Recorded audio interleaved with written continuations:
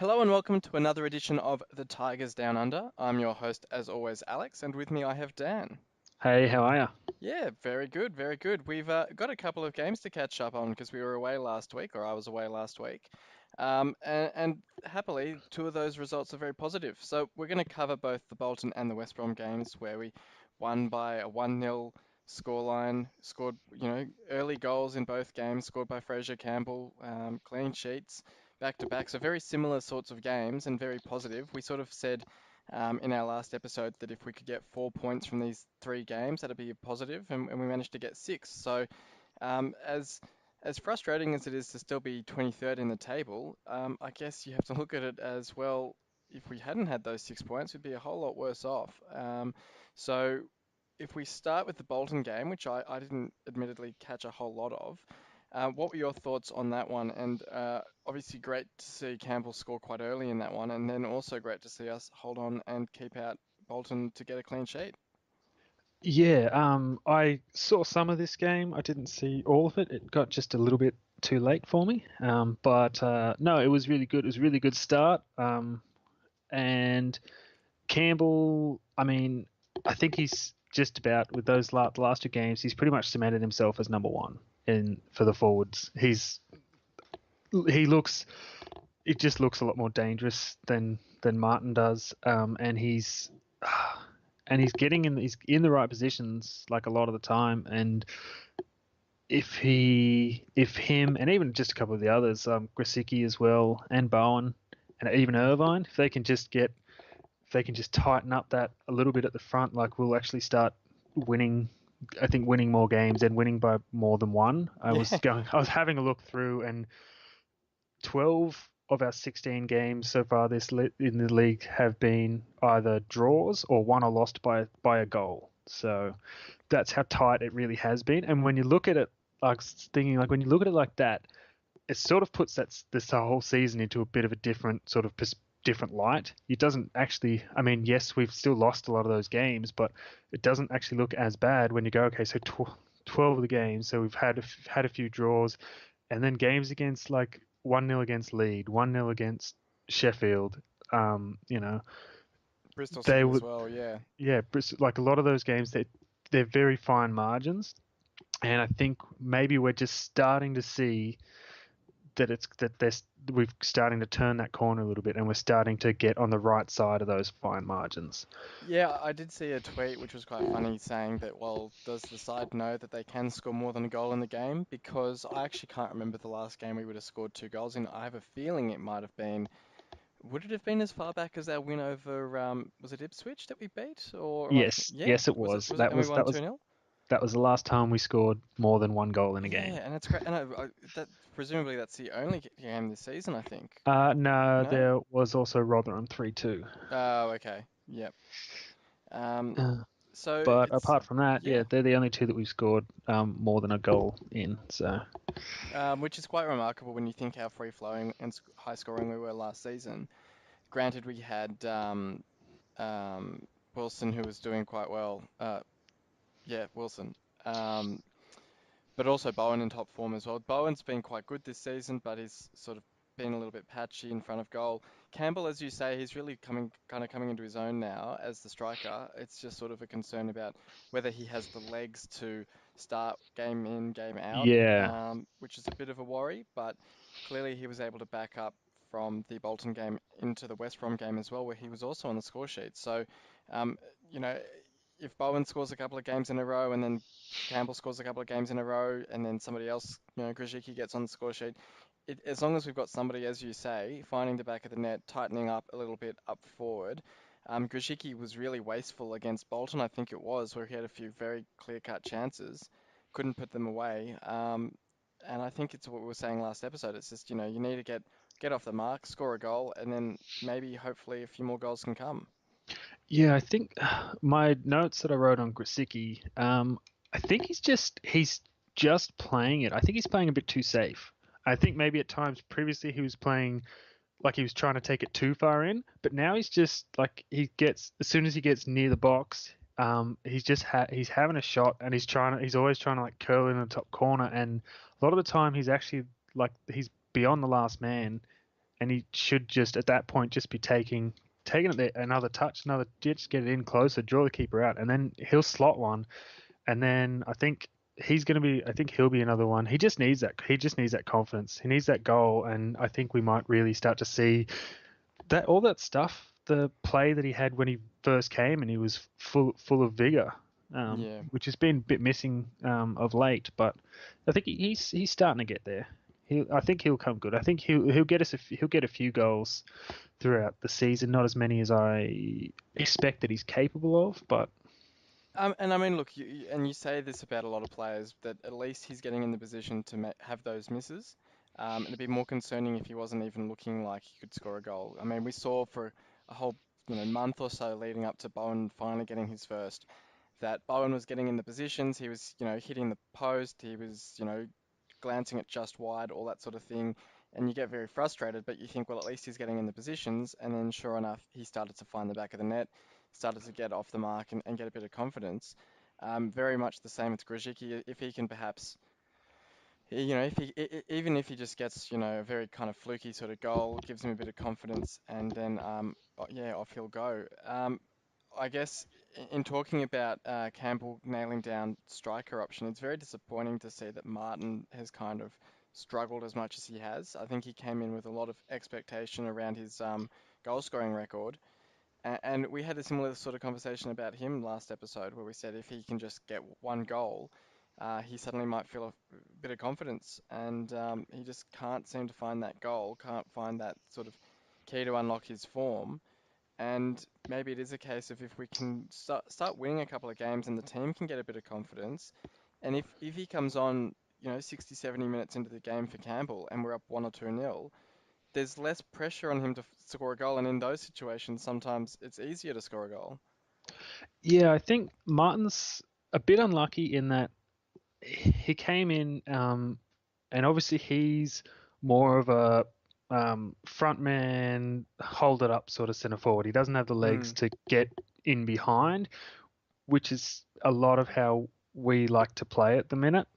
We're, our wingers are going forward, and there's a lot of balls that are coming from the midfield and dropping in behind the defensive line of the opponents, and that's not really a game style of play that suits Martin, which is a bit unfortunate. But I think you're right. He's got a lot of pressure on his shoulders. He came, and all that was talked about was, he scored in whatever 4 seasons in the championship. He scored, double figures in 3 of them or something, yeah, whatever it is. Like he's, um, was consistently finding the net. I think before he went to Derby. So um, yeah, I think there's a little bit of that, and then I think he's a bit unlucky with that, the way that because we've since he's come, we've tried a few different formations, but the one we're at the moment seems to be the way to go. And I think we played it a little bit earlier in the year as well, and we had a little bit of success with it then. So I think with the 4-4-1-1, or if you want to, or 4-2-3-1, however you want to call it, that seems to be the way that suits us the most. And it's just sort of it doesn't really gel that well with Martin. But I think you are right to say that if he comes on late in the game and we're up 1 or 2, then he can push it. It's not going to matter so much if he's pushing on that, on the line, and we just take it at trying to get the wingers take it a bit deeper into the corner before they and play the crossing game. He'll pick up a goal eventually. yeah. Well, fingers crossed. He does. I mean, in saying that though, we have had a number of strikers over the years that you kind of look at and you say, oh well, they're a great hold-up player, and the goal will come eventually. You look at Danny Graham and Sagbo and uh, what's his name? I forgot. Mbakani, for instance. All Uh, those guys who barely got a single goal for us, really. As good as they sort of looked at as physical hold-up players, but at least Martin's got a bit more pedigree in this league, so hopefully he can kick on and get off the mark. I sort of touched on earlier, we won the 2 games in a row, but we're still stuck in 23rd. The other way of looking at it, of course, though, is that we are essentially equal 21st with Preston on points, goal difference keeping us down in 23rd. But we're also only 3 points off 18th. So all of a sudden, As much as a couple of weeks ago we were saying that the table was starting to really elongate and stretch, and we were sort of stuck down in the relegation zone, those two wins have really kind of bunched it back up. And all of a sudden, if we could make it three in a row, and we'll talk about the Birmingham game in a second, but if we could make it three in a row, all of a sudden we could jump up the table a little bit. Yeah, it is. We got the two in a row, and we've jumped like we haven't climbed the table as you say, but we're improving our position overall. Our goal difference is slowly creeping back towards the positives and those things. And you look, as you say, look at the table. Like, so if you look, say 6 points again from where we are, you said the three, but the 6 points is that's Brentford in 13th on 21. So, and there's three teams there on 21 points. So obviously, like, it's not so quick to jump to there, but beyond that, it starts to get a bit stretched. But there is a lot of teams that really are still within touching distance at the moment. So it's not all doom and gloom, as I think at times we have been wont to suggest. But Yeah, and I think, and we'll touch on it in a second, but is all the whispers around the potential takeover, and I think it is very important to know that if we could be sort of, I wouldn't say mid-table safe, but at least out of the relegation zone, at least starting to look up the table, not down the table. Um, all of a sudden, if there is that takeover and that sort of influx of a bit of money, with our financial position, my understanding at least is that if new owners do come into the club, that they would be able to spend quite a lot of money quite quickly if they were so inclined. And I get the sense that if we're sort of progressing up the table, looking quite encouraging, you would think there'd be more motivation perhaps to spend a bit of money because, as you say, 6 points would take us up to level with Brentford theoretically, and Brentford is sort of talked about as being in contention for the playoffs. So, without getting too ahead of ourselves, you'd rather, you'd rather potential new owners coming in, looking up the table, getting a bit of optimism and starting to look at the playoffs rather than coming in and just being worried about keeping us up. Perhaps moving the manager on, bringing in a few panic buys and that sort of thing to sort of just consolidate our league position. yeah, I think we've had enough experience of panic buys in the transfer windows, so particularly at the end. But I think yeah, if we the if the transfer if this takeover can go through, I think without too much like in-depth thought about it, it can only really be a good thing. Um, we don't really know how it's going to unfold, but that's my take on the situation. Is that it's only going to benefit the club to have new owners come in with a fresh take on the club. And you're absolutely right. If we can start moving or continue moving in a positive direction, because I think we've already started. If we can continue moving in a positive direction, then the owners that come in, of course, are going to be more inclined to try and like expedite that process, which will come in the way of um, allocating us more funds to acquire players in January and beyond, hopefully. So um, yeah, I think we've got. The talk is before Christmas, Yeah, and I think you said possibly even a little bit earlier, before December, possibly, yeah. Well, the rumors or seem to around the beginning of December, I think you said. Yeah, the rumours seem to be saying around the Nottingham Forest game, whether it's slightly before or slightly after that game, seems to be the talk of a few different sources, and that would be quite exciting. Obviously, it's just after this international break coming up, after the Birmingham game, and it would certainly mean that the whoever it is taking over the club would have a decent chance to have a look at the current squad, the current manager, the current setup, a month or so before the window opens, and gives us a really good chance to sort of highlight areas of deficiency. Yeah. There's not really much more else I can say. You sort of covered it pretty well. Yeah.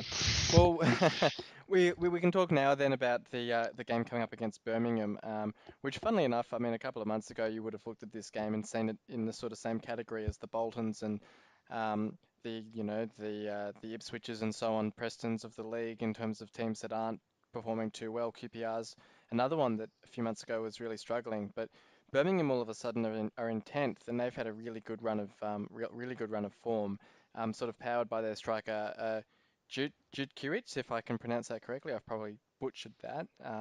The former Burnley striker who's got 9 goals already for the season for them. Um, Really unexpectedly, it's going to be quite a challenging game for us, but you have to look at our form as well and say, well, we're on coming off 2 wins, and why can't we make it 3 wins in a row? We're sort of, flying high with a bit of confidence, and now's a really good time to play them. Yeah, I think yeah. So Birmingham they've won 4 out of the last 5, but the 4 teams that they beat were lower half teams. They played Derby and they got beaten 3-0 by Derby, um, which puts it into perspective a little bit.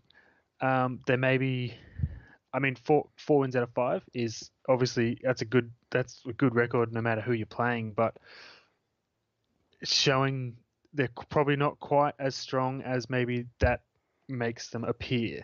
So I think it's a good chance for us to continue. I'd be disappointed if we didn't take anything. I'd be happy. I'd be happy with 1. I'd be ecstatic with the 3.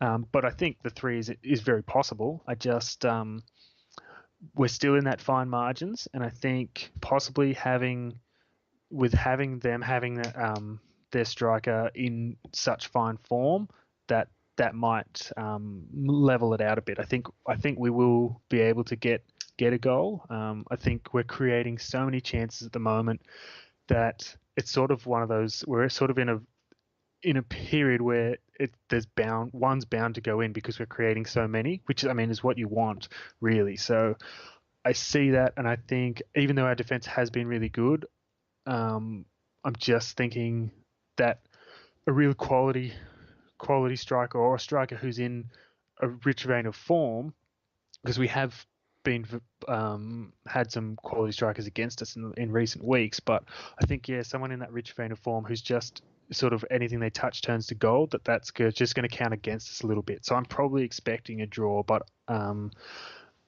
hopeful of a win. Yeah, I think I'm probably with you in thinking it'll be like a 1-1 sort of draw.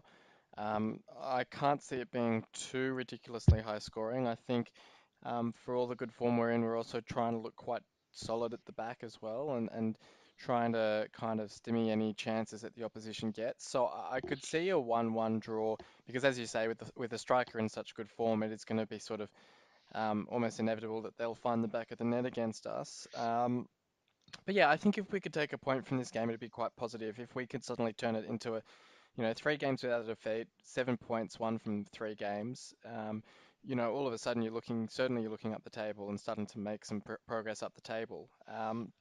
And that's sort of what we need to hope for at this stage. It's better than the last month or so where we've just sort of been dropping further and further down the table. So if we can, an unchanged lineup would be great so that we can get some sort of consistency in the side, which we saw against West Brom, where I think it was a virtually unchanged side. Now that Device and Elphick and Burke are all fit, I believe. So that would be quite a positive to see. And yeah, I mean that's all we can really hope for. I think beyond hoping for a sort of result against Birmingham, if we can start to see it, we've already touched on if we could see a Krajicki goal or a Martin goal just to give them a bit of confidence heading into the break, that would be fantastic. I know Krajicki is one of our few players who'll be heading away for duty with Poland, I believe. So if he could leave on a bit of confidence and come back fit and firing from international duty, that would be fantastic as well. Yeah, the only you mentioned our defense just a minute ago, and the only thing that concerns me is I read something in the last week or so that suggests that Villa may end Yes. Elphic's loan early in January and bring him back since now that they have um, replaced Bruce. So that concerns me a little bit. I mean, it's been good for us, but it does. I sort of you got to try and find someone of that who's going to have that same impact again, but in January, which is going to be much harder than it was Yeah, well, it's interesting. last time. So Yeah, I mean, I saw a report as well that Villa's been linked to, I think, one of Brentford's centre backs. So I'm not sure if that's sort of their sort of primary target, and then if that fails, they might recall Elphick. The other option, of course, is that if we do have new owners who might want to splash some cash, whether we sort of try and tempt Villa with buying him on a permanent, which would be great if we could get him. Yeah, I have seen those reports, and it's quite concerning because Elphick's certainly been one of our best players, and you kind of got that sense that he would be when he came in from Villa because our defence is so young for the most part, apart from Lehigh, really, that injecting that sort of experience and like sensible head into the defence is always going to be a positive. Um, Losing guys like Davies and Dawson over the last few years has really left us quite exposed down back, and he's been absolutely fantastic stepping in there. And really, I mean, he's essentially our captain. I mean, I feel like he's essentially our captain. Henriksen might have the armband on, but Elphick's the one who seems to really sort of marshal the team, so to speak.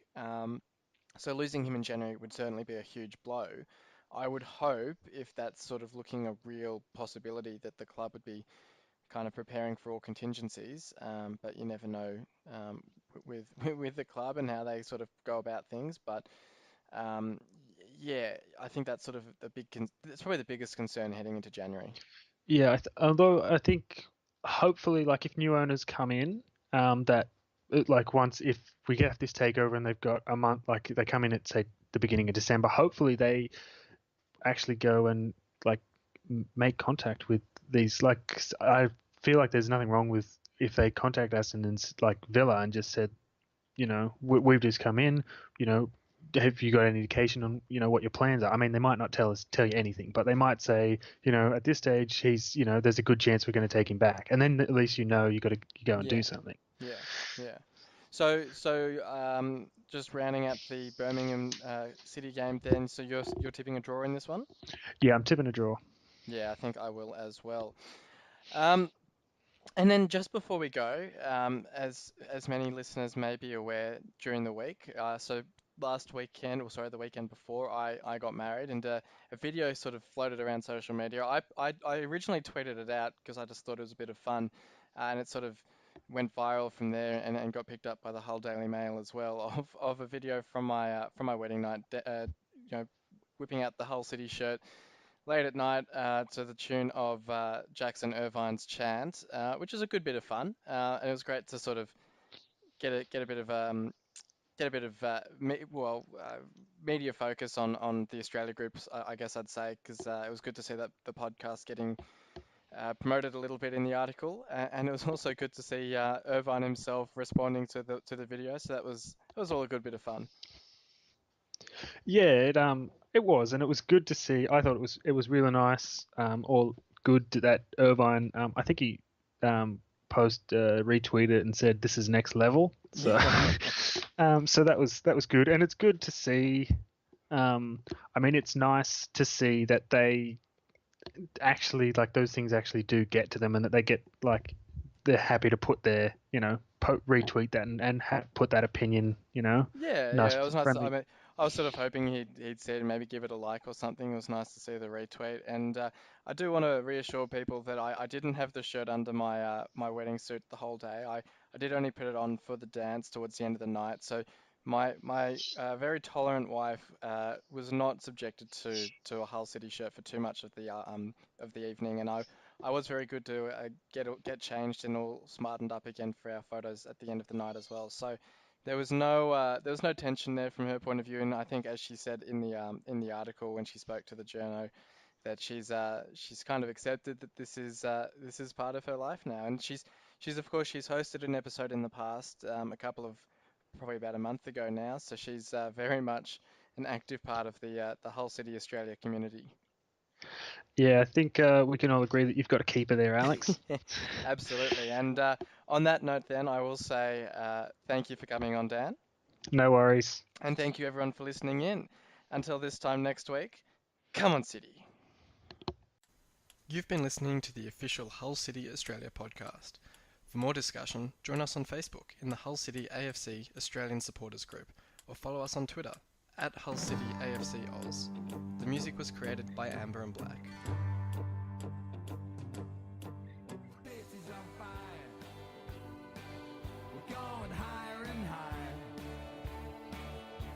There's no turning back 'cause you're amber